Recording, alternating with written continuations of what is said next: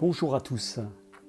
Je voudrais partager avec vous quelques impressions recueillies lors de la découverte d'un endroit d'une extraordinaire quiétude, d'une extraordinaire beauté. L'église du Vieux Lugo, dont l'édifice primordial remonte au XIe siècle.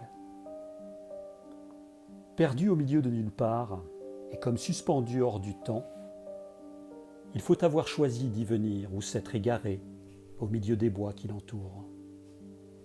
On n'y vient pas par hasard. Telle une apparition surgit de la brume, elle était là, au bout du chemin, encore enveloppée de nuit.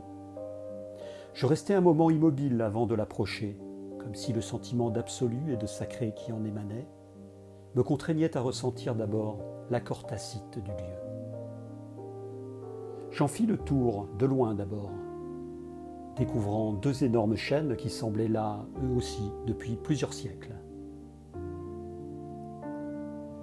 Lorsque j'eus découvert les plus belles perspectives de l'église médiévale, j'eus envie d'y entrer. Étonnamment, la porte s'ouvrit.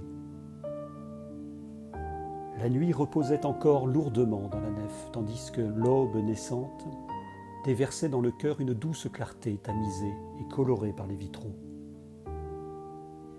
La flamme de deux bougies veillait paisiblement, portant encore comme l'intention d'une gratitude, d'une prière, d'un recueillement.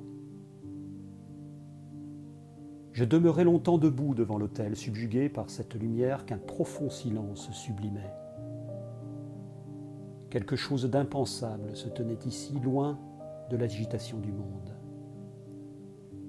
Non pas un objet, non pas une statue, non plus qu'un calice en or, mais la seule et puissante invitation à ressentir la source de toute vie, à percevoir dans cette parenthèse intemporelle de pierre et de lumière combien cette source est immense, l'origine de toute chose.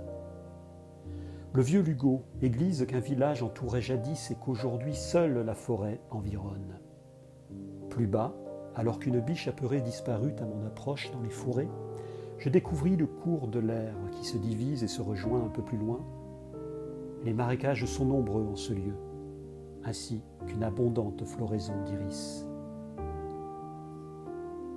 Je remontais vers l'église, baigné cette fois de soleil, et quittais bientôt les lieux.